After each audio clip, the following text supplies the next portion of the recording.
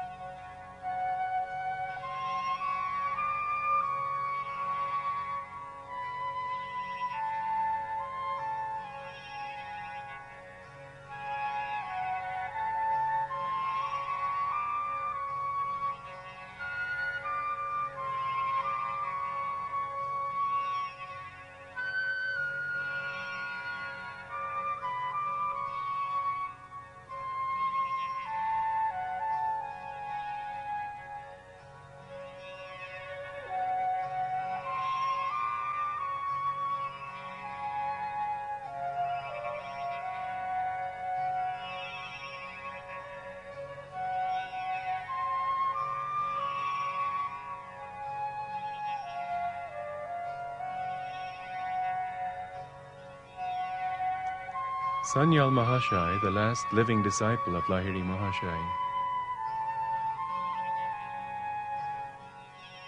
Anandamoyi Ma, the joy-permeated mother of Autobiography of a Yogi.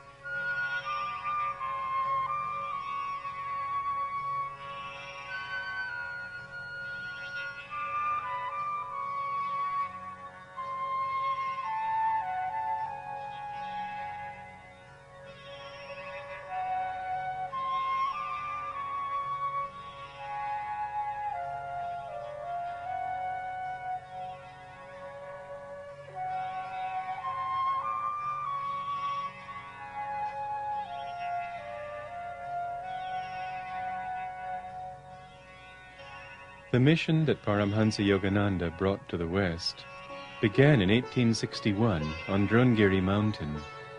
Here, Lahiri Mahashai met the great master, Babaji.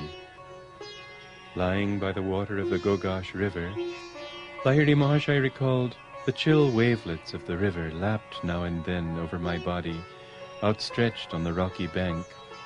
Tigers howled nearby, but my heart was free of fear. A page from Lahiri Mahashai's diary. Danapur was where he was stationed when by Babaji's will he received a temporary transfer to Raniket. Lahiri Mahashai's sandals, his copy of the Bhagavad Gita, and a photograph of the Master and of his saintly son Thinkuri Lahiri. Of Lahiri Mahashai's photograph, Yogananda wrote, "His picture had a surpassing influence over my life. In meditation I would often see his photographic image emerge from its small frame and, taking a living form, sit before me." Lahiri Mahashai's grandson, Abhay Charan, and his wife before the seat on which Lahiri Mahashai used to sit in Samadhi, while a constant stream of visitors came and meditated in his presence. An early photograph of Lahiri Mahashai. A page from his journal.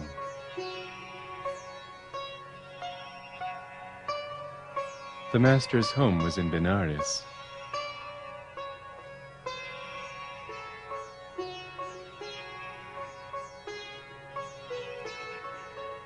Outside his home, the balcony where he expounded the hidden teachings of the Bhagavad Gita. A statue of Trilanga Swami, a famous contemporary, in the Swami's ashram. Trilanga is reputed to have lived over 300 years. The Sasamid bathing ghat. Here Ram Gopal, a highly advanced disciple of Lahiri Mahashai, met Babaji and Babaji's sister, Mataji. Ram Gopal said the night was bright with moonlight and the glittering stars. After I had sat in patient silence for a while, my attention was drawn to a huge stone slab near my feet. It rose gradually, revealing an underground cave. As the stone became stationary, held up by some unknown means, the draped form of a young and surpassingly lovely woman emerged from the cave and levitated high in the air. Surrounded by a soft halo, she slowly descended in front of me and stood motionless, steeped in ecstasy. Babaji later appeared. It was at this meeting that Ram Gopal heard him promise always to keep his physical body.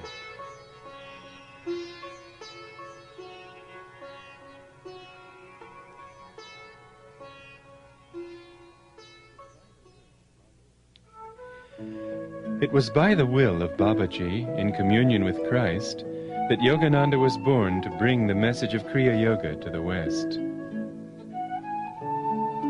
4 Gurpar Road in Calcutta, Yogananda's boyhood home. There he wrote, in a small attic room, I engaged in daily meditations and prepared my mind for the divine search.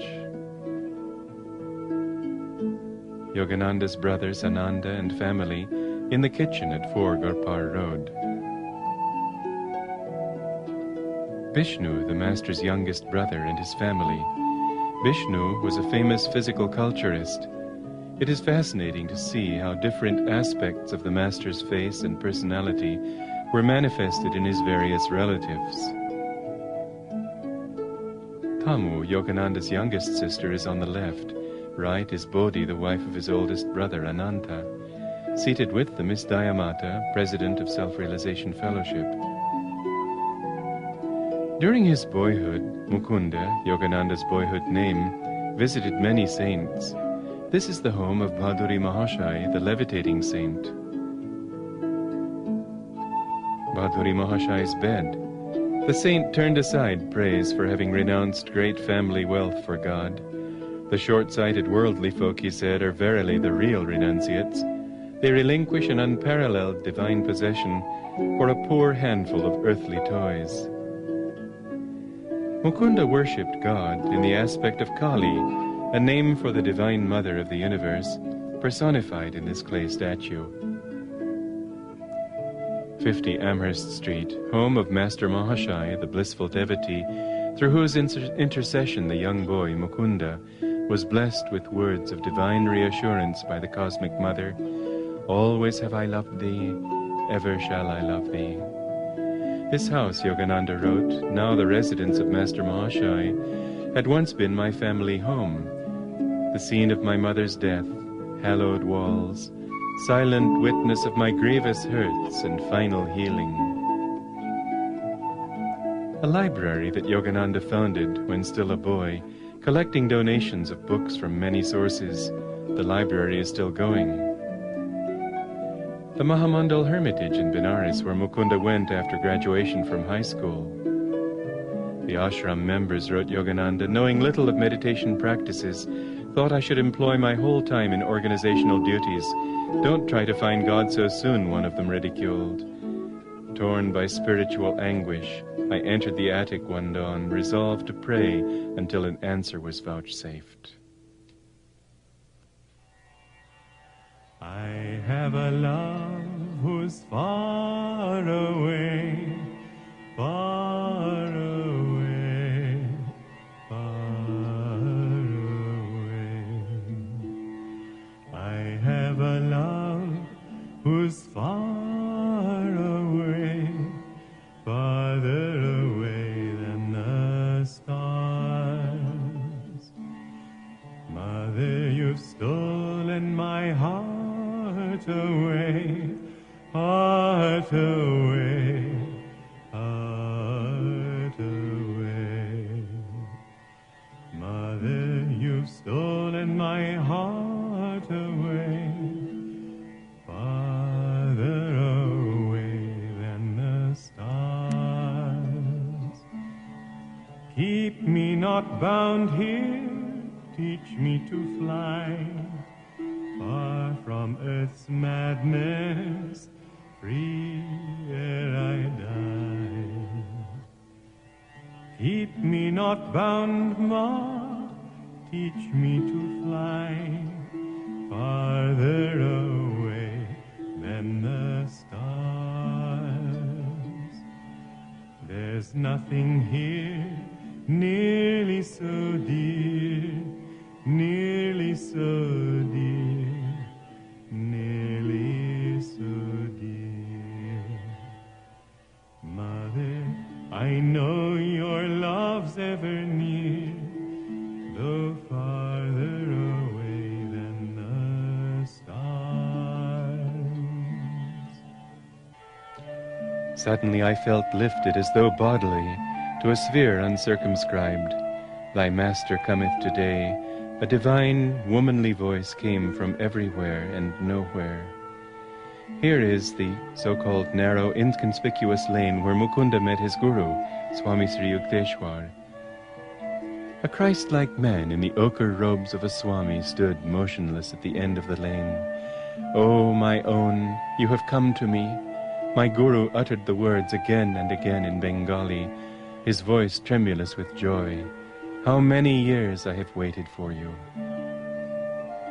The home of Sri Yukteswar's mother, where he was staying at the time of that meeting. Jitendra, as a boy, left the Mahamandal Hermitage with Mukunda. He was the friend who accompanied Mukunda on the test immortalized in the chapter Two Penniless Boys in Vrindavan. The ruins of Sri Yukteswar's hermitage in Serampore. Raighat Lane, down which Sri Yukteswar would walk from his hermitage to the Ganges. Raighat itself, where the lane emerges. The banyan tree at Raighat.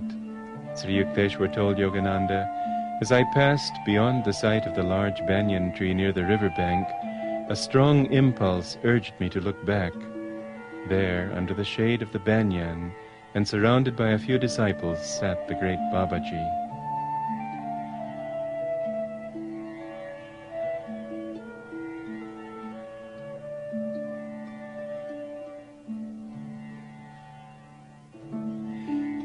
The boarding house where Mukunda lived while attending college in Serampore. Serampore College.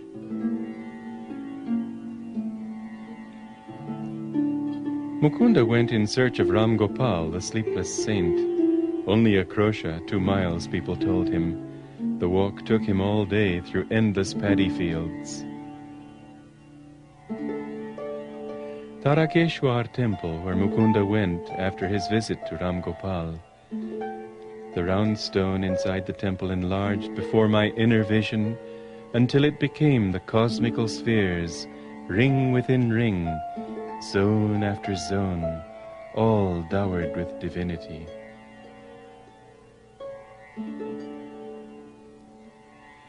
Sri Yukteswar's seaside hermitage in the town of Puri, built by Master and his disciples, Yogananda wrote, the cheerful little two-storied retreat fronts on the Bay of Bengal.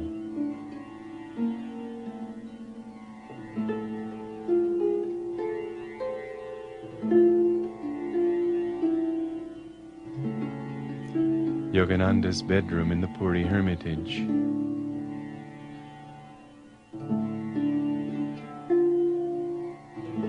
Since those days, new houses have been built that partly obscure the view.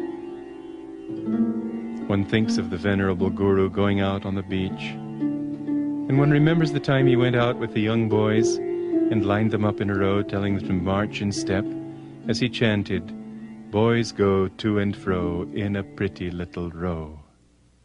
Boys go to and fro in a pretty little row. Boys go to and fro in a pretty to and fro.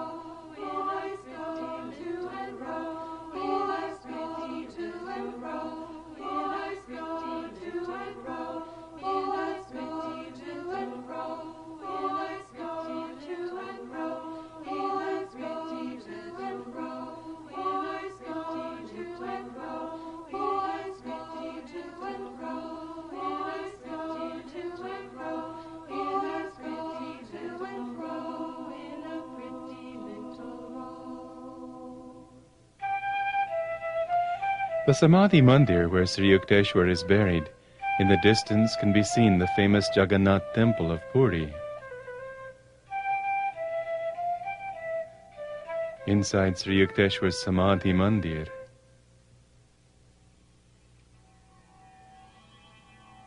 Awake for morning in the bowl of night has flung the stone that puts the stars to flight.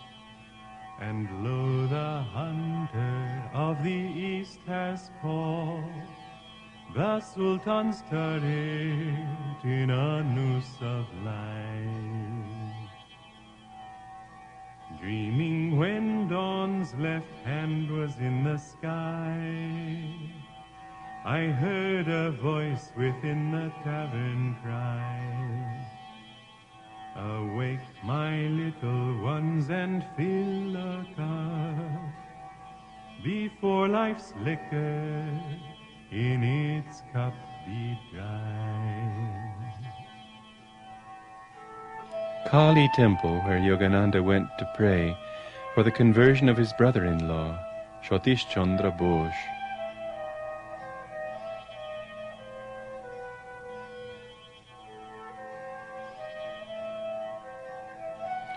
Here the great saint Sri Ramakrishna lived and worshipped, attaining the highest samadhi beneath this tree.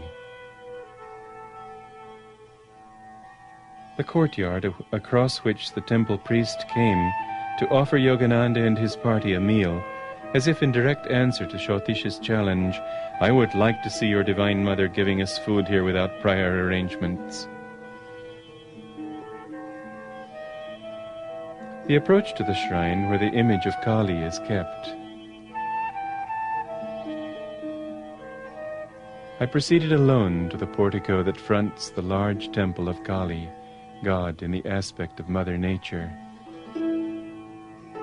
Selecting a shady spot near one of the pillars, I sat down and assumed the lotus posture. The world receded as I became devotionally entranced. My mind was concentrated on Goddess Kali.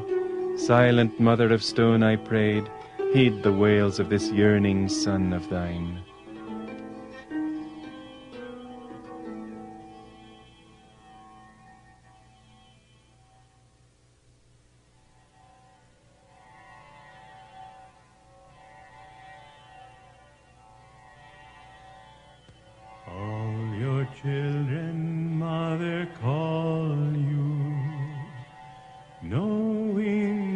it's you they call.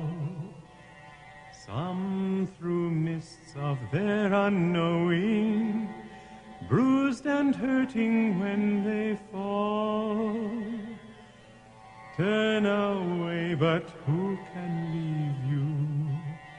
You, the mother of us all. If the child forgets its mother, will she coldly turn away? Wise or foolish, we're your children. Guide us, Mother, if we stray. Those whose hearts are torn with anguish lack the power your name to call. Heal their wounds, Ma, soothe their sorrows. You, the mother of us all. Heal their wounds, Ma, soothe their sorrows. You, the mother of us all.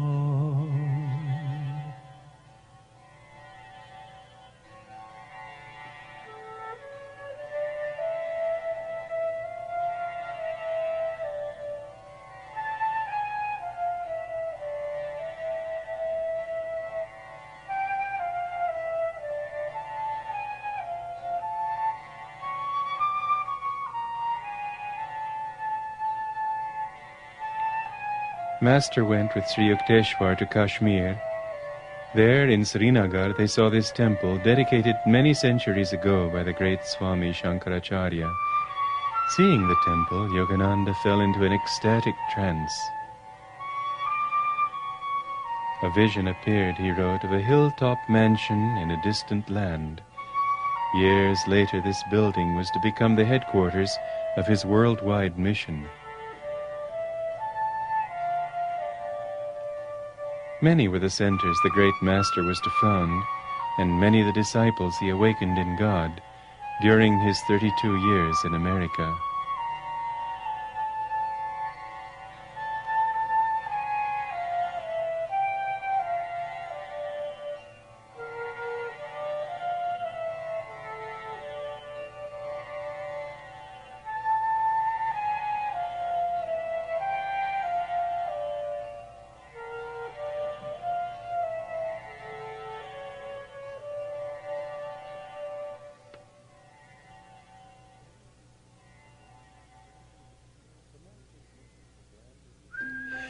The Master's mission began with the founding of a small school for boys in the village of Dihika. This was the school building. A year later, he moved the school to Ranchi.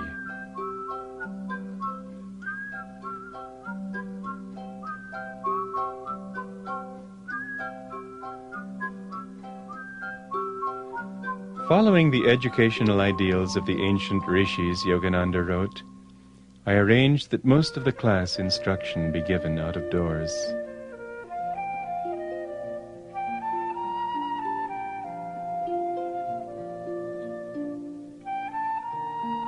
This is the lake where Master and students went the day he foretold Kashi's early death.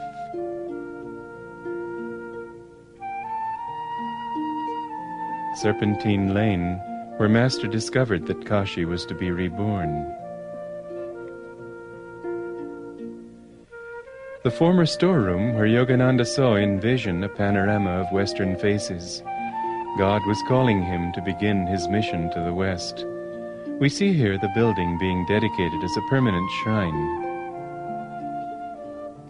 The Master's bedroom at 4 Gurpar Road, where Babaji came to him to bestow his blessings on the young missionary's voyage to the West.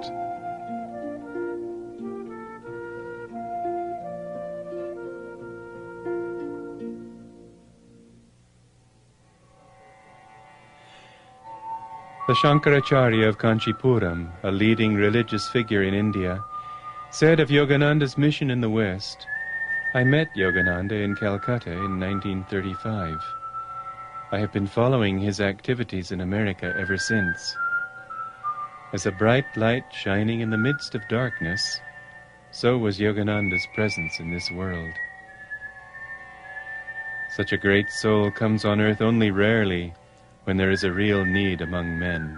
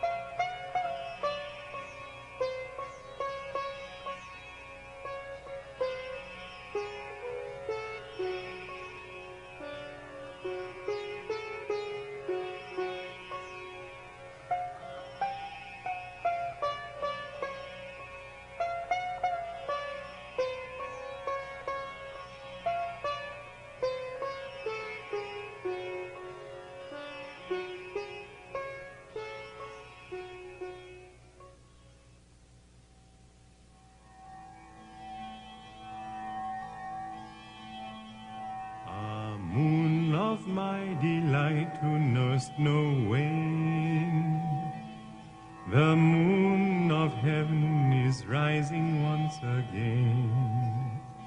How oft hereafter rising shall she look through this same garden after me in vain?